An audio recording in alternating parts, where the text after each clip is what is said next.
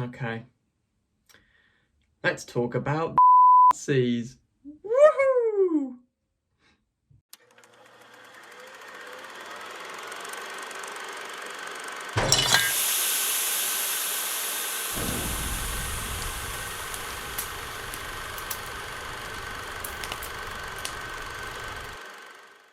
The word that I just bleeped out is Nazis. And the reason I'm bleeping out the word Nazis is because apparently YouTube doesn't like it when you talk about Nazis. And this film is centered entirely on Nazis. So to avoid using the word Nazis, I'm gonna bleep out the word Nazis,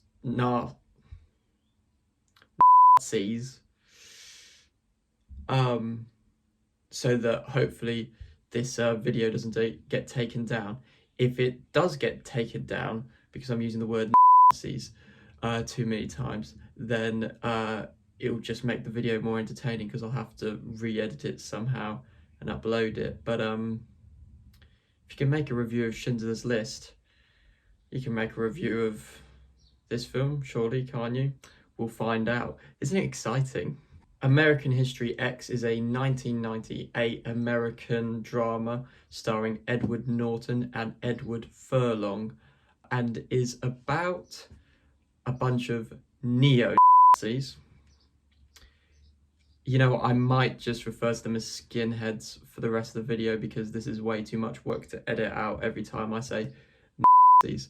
So it's about a gang of skinheads. In the film, Edward Norton's character, Derek, is arrested at the start of the film for shooting two black men who are trying to rob his car at his family home. He then serves 3 years in prison for this, and then the film resumes with Danny getting out of prison. Derek is studying at school, and a lot of the plot revolves around whether Derek is going to follow in the footsteps of Danny. When Danny leaves prison, he's a changed man and no longer has the same values and racist agenda that the skinhead gang has. And so the film's split into two timelines. We see Derek and Danny running around with the skinhead gang and performing various activist crimes against what they see as the racial issues present in Los Angeles at the time. And then we have a separate timeline where Derek has been to prison and has returned and is trying to convince Danny that all of this racist agenda, all of this racist activity in the skinhead gang is not worth pursuing, and tries to save his brother from the gang. And this film's a bit of a mess, which isn't really surprising given the subject matter of both the lead characters being neo-Nazis and also just Edward Norton strolling around with a swastika tattooed on his chest. It's a very famous image from the film. The film's also famous for Edward Norton quite extensively tampering with the film, wanting to be involved with the editing and be involved with the script writing. I'm an Edward Norton fan, love Birdman. The Illusionist is an underrated film, and I thought it was pretty good in The Hulk. I like Edward Norton. Oh, and if anyone hasn't seen Red Dragon, he's great in that as well. I like him. I'd heard that he was a nightmare on this film, and he's a bit tricky on other shoots, but I was willing to watch this film and, just give it a chance. Having done some background reading on the film, what appears to have happened is that both Edward Norton and Edward Furlong, the kid from Terminator 2 is in this. You know how Terminator 2's really, really good, but Edward Furlong's in it, and you're sort of like, this whole film's amazing, but that kid can't really act all that well, and his performance in this is a little bit ropey as well, but we'll get to that. Anyway, the two of them were involved in script rewrites for the film, which the original screenplay writer wasn't a fan of. The screenplay writer was David McKenna, and his credits since this film involved the SWAT movie, So he's not really renowned for very complex, thought-provoking plots. And so he wrote the plot, and then Edward Norton and Edward Furlong went, okay, we're going to tamper with this a bit. And so what is and what isn't the original script is to be debated. And on top of that, the original director of the film, Tony Kaye, really had trouble with Edward Norton wanting to be involved in the editing process. And apparently Edward Norton managed to edit the film quite extensively. Edward Norton was quite a big name in Hollywood at the time. He had just been an Oscar nominated for Primal Fear and was in the middle, I think, of shooting Fight Club with Brad Pitt. So he was a big name at the time, and he was involved in the editing. And apparently the ending was changed quite a bit and other scenes. Tony Casey actually wanted his name removed from the film due to the amount of tampering that went on. And this sort of shows in the film. It's already a messy concept. It's a concept where we're trying to empathize with skinheads. I can't decide whether to use skinhead or Nazi. We'll go with Nazi. I'm committing to Nazi. We're going Nazi all the way. And if I get cancelled for using the word Nazi too much, then it's the way the cookie crumbles. Yeah, it's a delicate subject matter which the film is trying to make us relate and empathize with main characters who are Nazis. So you've got quite a touchy film, and it opens with a scene where three black people are shot to death. And then on top of that, you've got all this tampering with the production and the shoot and the post-production. It makes for quite a messy final project. It's not a disaster, but it's just a bit messy. Let's start with what I liked about the film. The flashback scenes, the content and what happens in them, the extremist violence that the Nazi gang enact is really shocking and gripping. This isn't a nice film to watch, but those sequences such as the murder of the African Americans and the looting of a store are really horrible. And so they are gripping in that they invest you in this world and showed you how disgusting the gang is, and therefore that makes you really want Danny to leave the gang in the second half of the film. Another thing that's great about the film is Edward Norton. For all his tampering or not tampering or whatever, I think I have to say his performance in this is very, very strong. It's not quite as consistently great as his performances in Fight Club or Birdman. There are a few scenes where I'm like, this is very showy acting. But towards the second half of the film, where we see his time in prison, and then when he's out of prison as a reformed man, I think his performance is really nuanced and very clever, because it's a huge change for a character. He goes from looting stores and being a neo-Nazi to spending 3 years in prison to then trying to save his brother from the gang and save his family. And I think Norton, for the most part, pulls off that quite extreme character arc. And then for a film that overall is quite heavy-handed in how it deals with racial issues, there are a couple of aspects of the film which are quite nuanced and well done. Derek, while he's in prison, makes friends with an African American who is forced to work within the laundry part of the prison.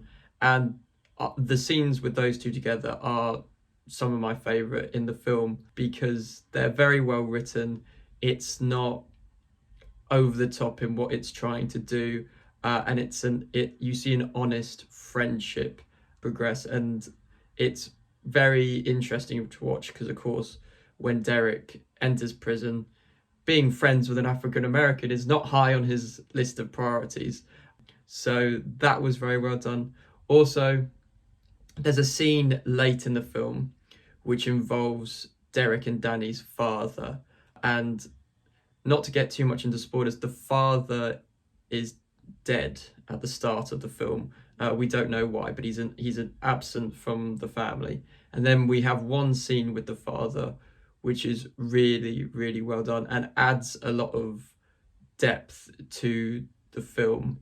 And I almost wish they had put the scene in earlier in the film, because it changes how you interpret Derek and Danny's actions quite a lot. But I won't say too much on that. Now I'm just going to talk about something I think the film does fairly well, but is quite a touchy subject. So there's these flashback sequences where we see the gang be terrible to any other race that isn't white people. And you see Derek and Danny do horrible things. And these flashback sequences are all in black and white, which is a bit of a cliche choice to put the flashbacks in black and white, but that's what they did. And watching some of these scenes, you could watch them and be worried, is this glorifying what's happening? Is it glorifying the violence on screen? I'm going to argue that it doesn't. And it's quite complicated why, but stick with me.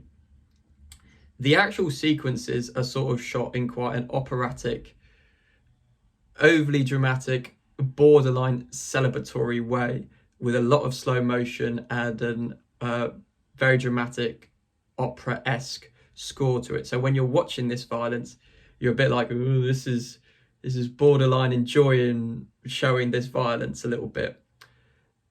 The reason I don't think it glorifies these scenes is because they're flashbacks.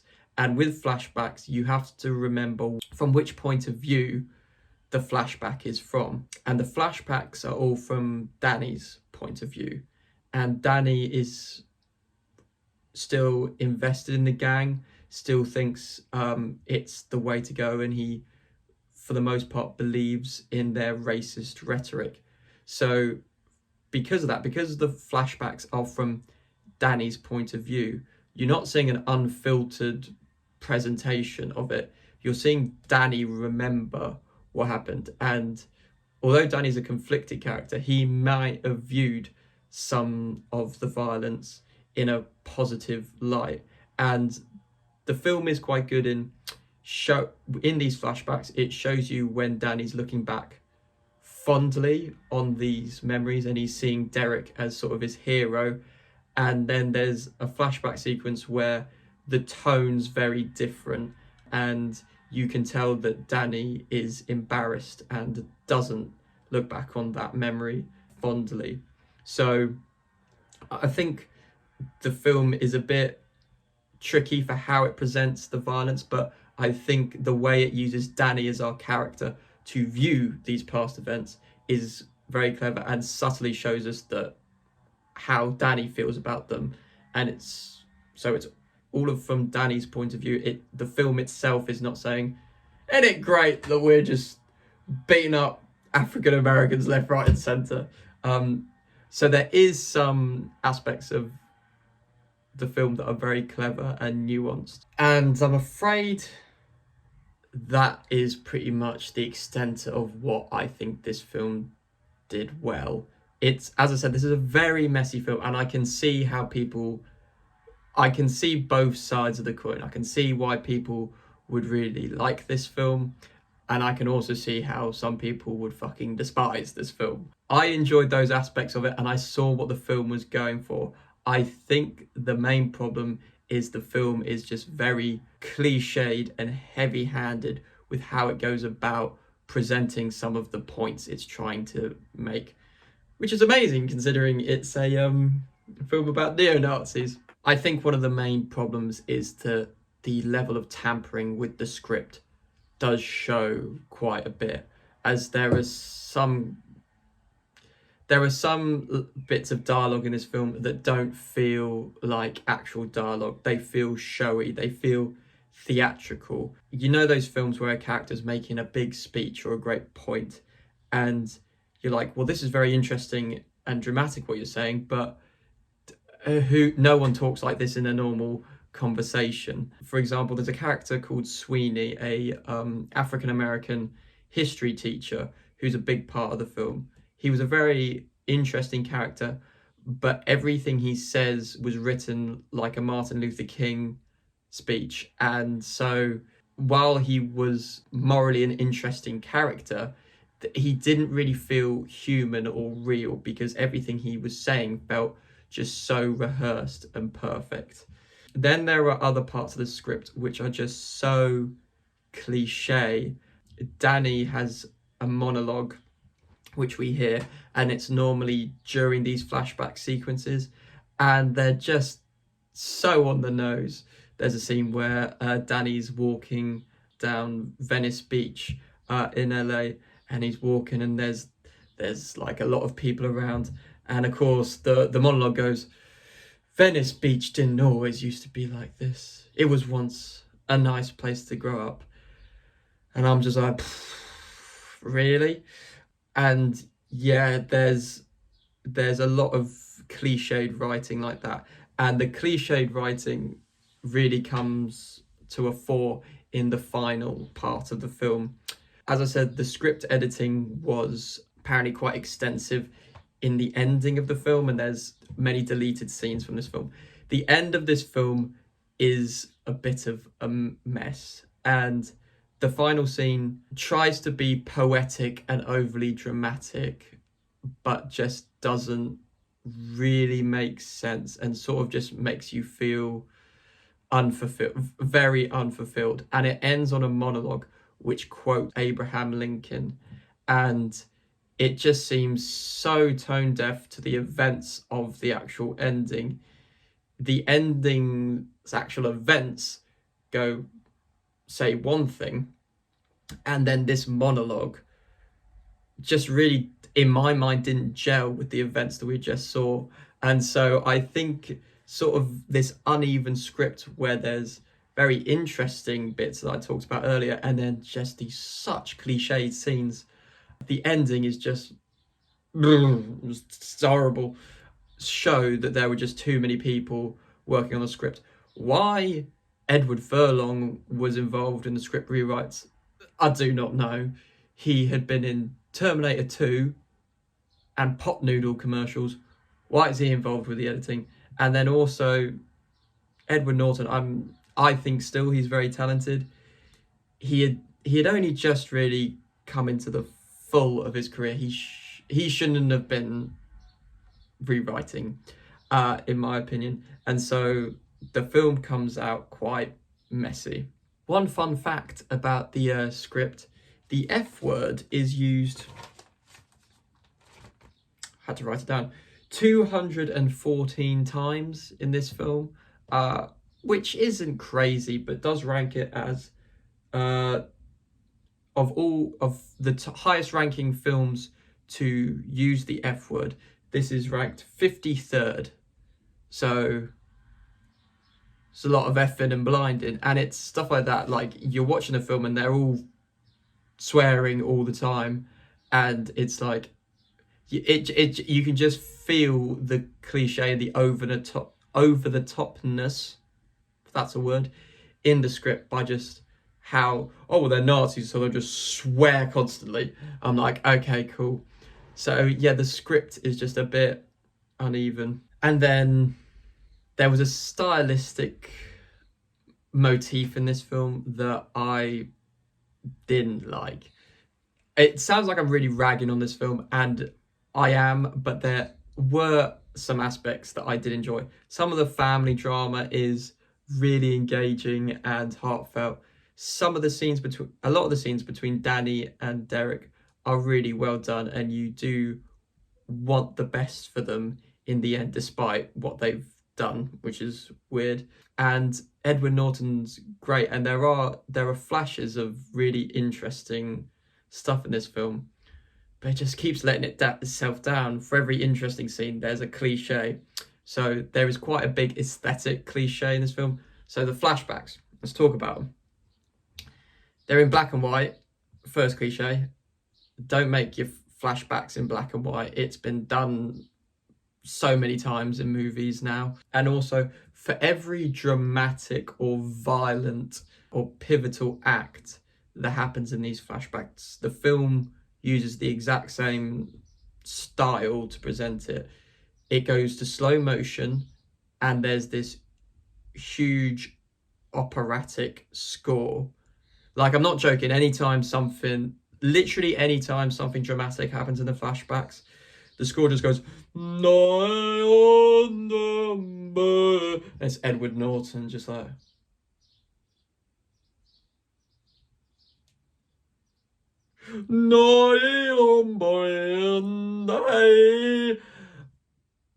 like, you can use that sort of really, really swinging for the fences type of shooting and type of aesthetic sparingly. Like, it can work. When you're using it for every time there's something dramatic happening, it's just exhausting. And I'm going to create a term to refer to this. I should call it aesthetic fatigue. This film is aesthetically fatiguing because it uses the same effect over and over again. So yeah, this film is a real mixed bag. I'd heard good things about it, and it's pretty well received online. Edward Norton got an Oscar nomination for his performance, which I think is, for the most part, well deserved. And I've never been off and on with a film throughout its runtime. There are scenes where I'm like, oh wow, that's really striking, or that's very engaging and well thought out what they've just done. And then the next scene will just be a cliche or just very on the nose. So yeah, for the most part, it's a bit of. I think there was a core film here before the tampering, before difference of professional opinion, whoever those are to blame, that was good, and you see flashes of that good. But then over whatever arguments there were, or rewrites or re-edits, it did get a bit lost in cliche. So yeah, who would have thought that I would feel ambivalently about a film which makes you empathise with neo-Nazis?